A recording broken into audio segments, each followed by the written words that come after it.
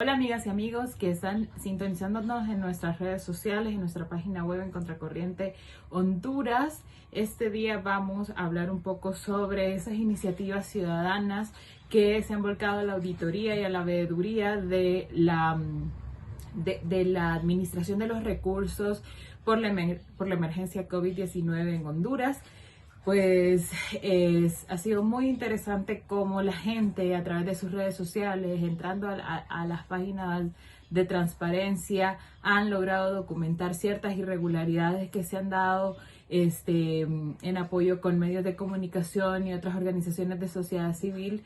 Y bueno, justamente por eso en esta ocasión invitamos al abogado Ramón Barrios, profesor de la Universidad Nacional Autónoma de Honduras en el Valle de Sula, que desde San Pedro pues nos ha respondido esta llamada para hablar sobre una iniciativa también de un grupo de académicos que han estado investigando la compra y los proveedores en el marco de la emergencia COVID-19 y han descubierto pues que hay ciertas violaciones, varias violaciones a la ley de contratación del Estado, y que han estado denunciando, pidiendo también respuesta por parte del gobierno y que pues hasta el momento la respuesta sigue siendo que hay errores en la subida de información y que en realidad pues los actos de corrupción son más bien errores administrativos que se están dando en el interior de las instituciones encargadas de administrar los recursos. Justamente también esta semana el CNA ha publicado su más reciente investigación sobre la sobrevaloración de mascarillas y de guantes, que está valorada alrededor de 3 millones de lempiras. Y bueno, pues este tipo de iniciativas y poco a poco han logrado documentar una gran cantidad de fallos y de actos de corrupción en el manejo de los fondos. Entonces, damos la bienvenida al abogado Ramón Barrios a este espacio de Contracorriente. Gracias a ustedes. Abogado, hay alrededor, bueno, hay muchísimas iniciativas ciudadanas actualmente ante la desconfianza que hay en el manejo de los recursos aprobados por el gobierno de Juan Orlando Hernández en el marco de la emergencia por la pandemia en Honduras. ¿Usted cómo ha visto la situación, cómo ha analizado la situación del manejo de los recursos y sobre todo estando además usted en una de las zonas más afectadas por la pandemia? Bueno, lo primero que debemos partir es que lamentablemente se parte que el principal administrador de estos recursos no solamente es ilegítimo como presidente de la República, sino que también siempre ha caminado bajo la sospecha de la corrupción en la administración de los fondos públicos. Ya eso condiciona, digamos, que el Congreso Nacional primeramente le haya asignado una especie de cheque en blanco para administrar aproximadamente un poco más de 600 millones de dólares, ¿no? Es decir, 600 millones de dólares es de los presupuestos para combatir la pandemia de los más grandes de Centroamérica. Entonces, teniendo en cuenta esas dos particularidades que ya condicionan quién va a administrar esa cantidad de dinero, hemos entrado ya más o menos en la cuarta semana de la administración de estos fondos y yo siento que el clamor ciudadano es más de sospecha, porque así nos dicen los primeros ejemplos, las primeras evidencias, los ciudadanos que hemos tenido, digamos, algún acceso a la información pública de las serias irregularidades con que se han estado administrando hasta este momento. Aproximadamente se lleva gastada la administración pública 2.700 millones de lempiras.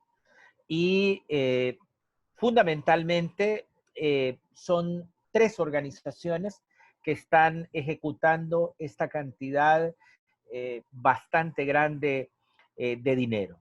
Y son la Secretaría de Salud, Copeco y una organización que se llama Invest.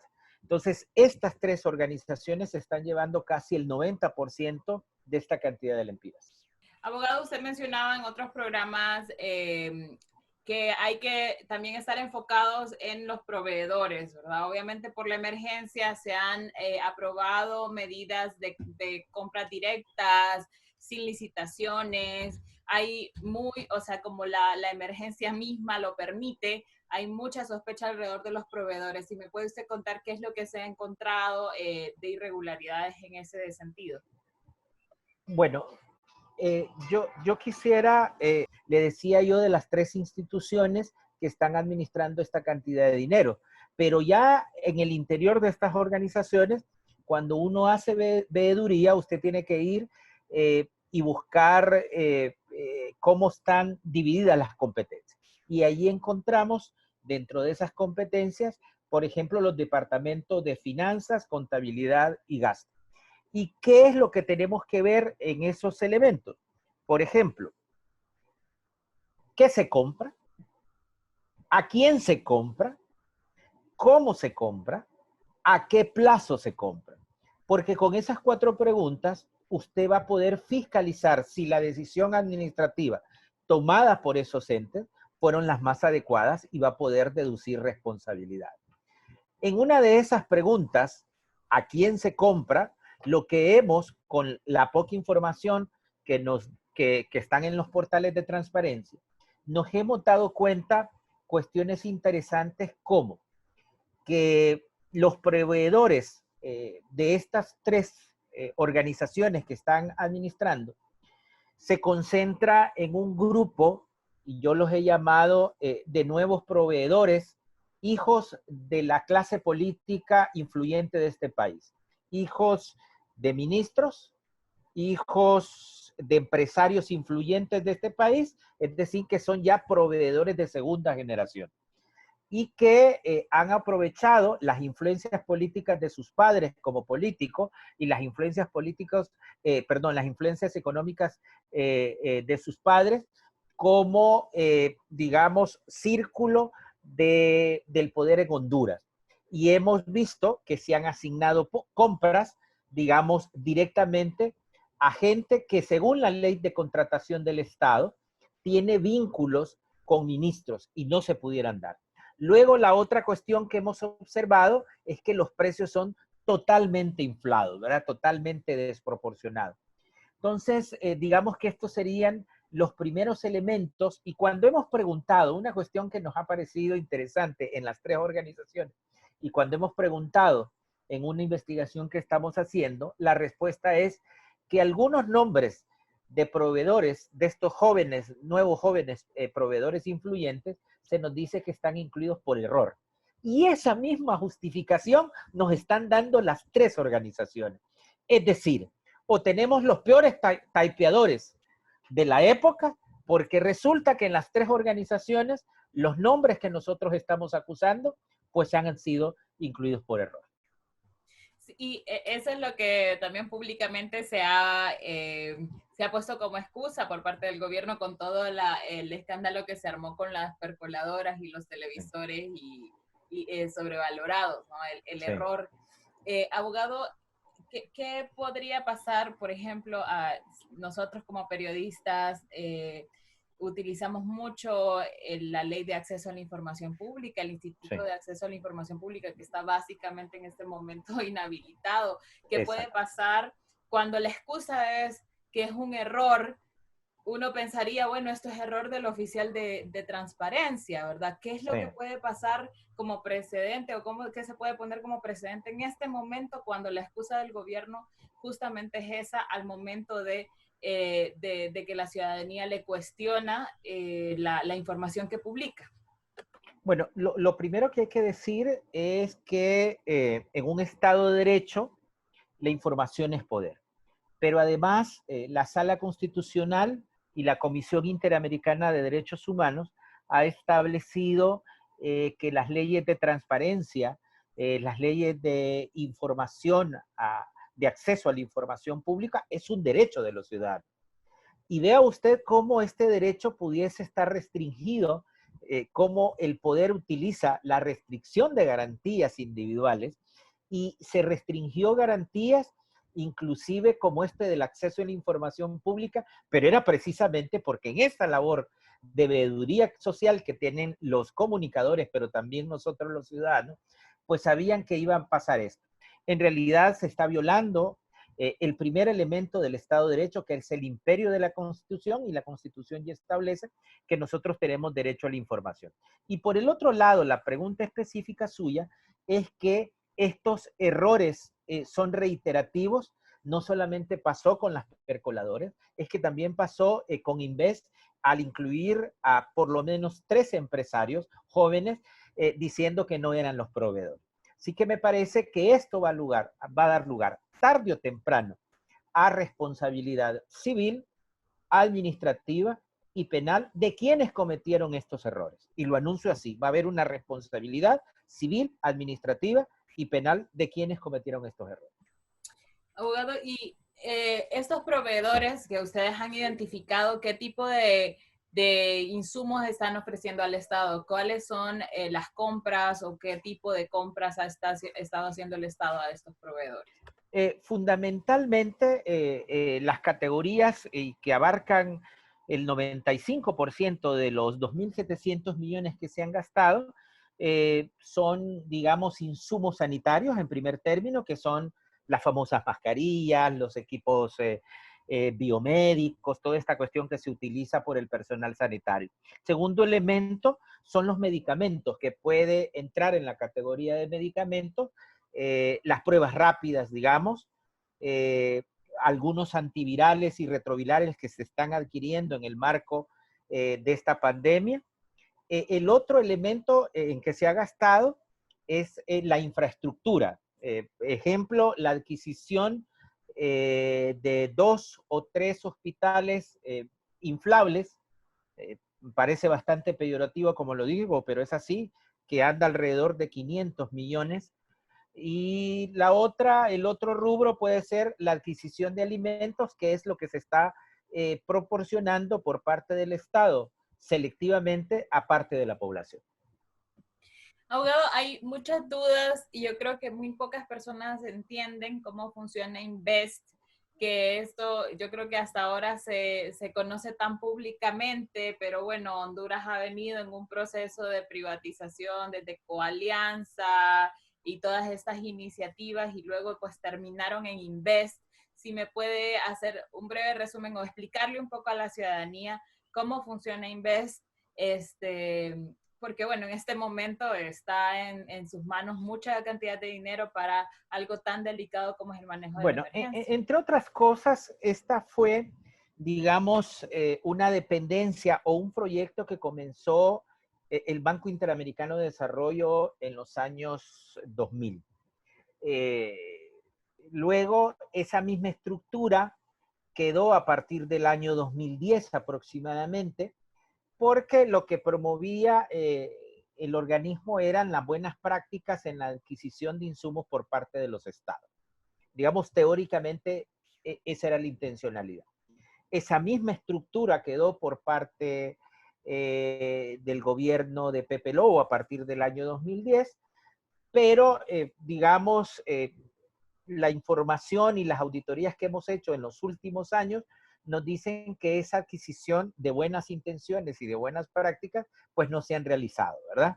Evidentemente, lo que hemos manifestado, por ejemplo, con las adquisiciones que se han hecho por parte de Invest, eh, eh, eh, digamos, comprando insumos a precios totalmente desproporcionados. Por el otro lado, contratando proveedores de muy dudosa responsabilidad, por ejemplo, comprándole a compañías que son, además de maletín, que no son especializadas a las cuestiones que nos están ofertando y comprando, ¿verdad?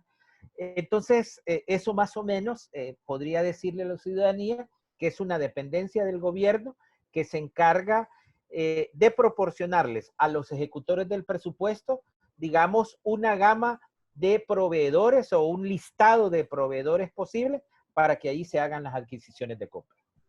Abogado, ¿y quiénes están beneficiando de esto, de esta actual emergencia? Mire, por un lado tenemos el tema político. Eh, Voy a decir una cosa, en el tema de los alimentos. Las denuncias y la veeduría que hemos hecho con un grupo de académicos es que muchos de los alimentos que se están entregando por parte del gobierno, pues se están haciendo selectivamente.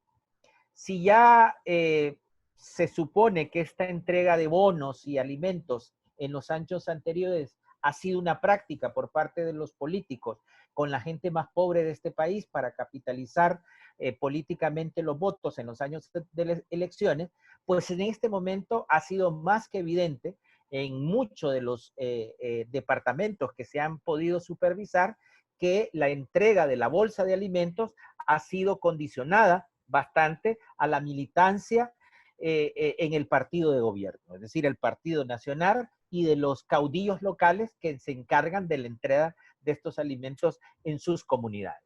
Por el otro lado, digamos, en la adquisición de insumos o de hospitales, nosotros hemos, digamos, cuestionado la decisión de adquirir, y le voy a poner, por ejemplo, hospitales inflables que cuestan aproximadamente una cantidad inmensa de millones de lempiras.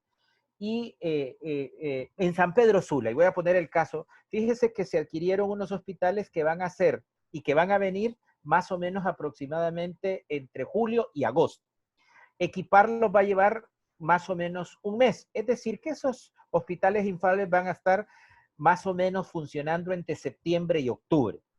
Pero además, en San Pedro Sula tenemos una cantidad de hoteles que están intervenidos por el Estado, por la OAVI, que perfectamente se pudieron adquirir o alquilar por una fracción de esos 500 millones de dólares que cuestan, equiparlos con camas y dejarlos permanentemente, porque del otro lado, estos hospitales inflables van a tener una durabilidad de entre 3 y 4 años, mientras que los inmuebles aquí ya están establecidos y con eso hubiéramos podido tener entre 3 o 4 hospitales. Entonces se cuestiona también la decisión de cómo se gastan estos 500 millones de dólares, para ponerle un ejemplo en la adquisición de hospitales.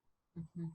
Abogado, y usted hablaba bueno, de que esto puede derivar en responsabilidades civiles y penales, bueno, en este momento pensamos, bueno, no existe la MASI, la unidad fiscal contra la corrupción también está de alguna manera muy debilitada. ¿Cómo, o sea, cómo podrían también hacer que este tipo de cosas no queden en la impunidad si básicamente también lo que tenemos en Honduras es un régimen autoritario que ha controlado, que controla los tres poderes del Estado y por lo tanto también la investigación en este caso? Sí, empecemos por el principio. Efectivamente, al presentarse la emergencia de la pandemia, resulta que el Poder Ejecutivo manda un presupuesto al Poder Legislativo para que le apruebe esta cantidad inmensa de fondos para combatir la pandemia.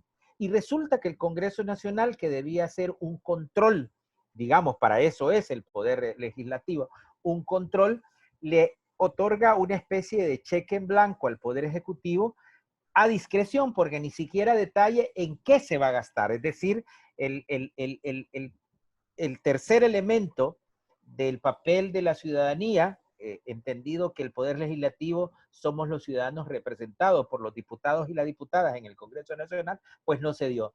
Es decir, ni siquiera se pidió un plan detallado en qué se iban a gastar esta cantidad de dinero.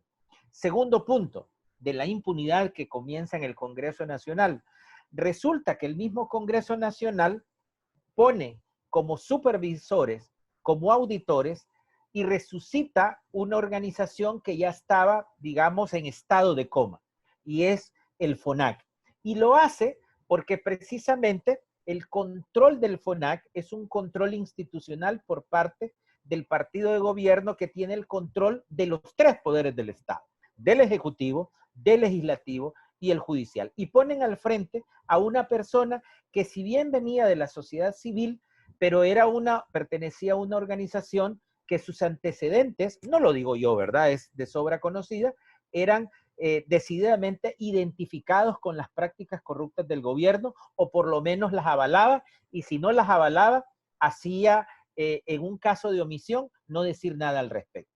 De manera que el ente que va a auditar gran parte de estas ayudas solamente es el FONAC, que evidentemente es una auditoría controlada por parte del Ejecutivo. Nosotros hubiéramos querido que ahí estuvieran organizaciones independientes, como puede ser el FOSDE y la otra organización Insigne, ¿verdad?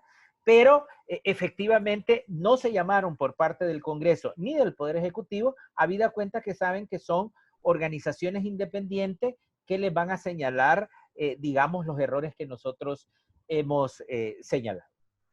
Y justamente el CNA acaba de publicar una investigación propia que igual, como usted dice, son iniciativas ciudadanas que se están también informando a través de la poca información que hay en línea, y también están evidenciando una sobrevaloración en compra de mascarillas y de guantes. Nosotros al inicio también habíamos denunciado la sobrevaloración del gel en alcohol, ¿no? Es como una suma de cosas. Lo que sí nos preguntamos es hacia dónde van a ir cuando ya el momento de deducir responsabilidades penales y civiles ante esta situación, ¿verdad? Bueno, abogado, un mensaje final para la ciudadanía, también igual como instar a la ciudadanía a ser veedores. Sabemos que hay una desconfianza en los veedores oficiales, pero también hay muchas herramientas, hay muchas formas de organizarse para poder hacer esta auditoría. No solo los periodistas, no solo las organizaciones ya conocidas, sino también ustedes como académicos, la ciudadanía en general.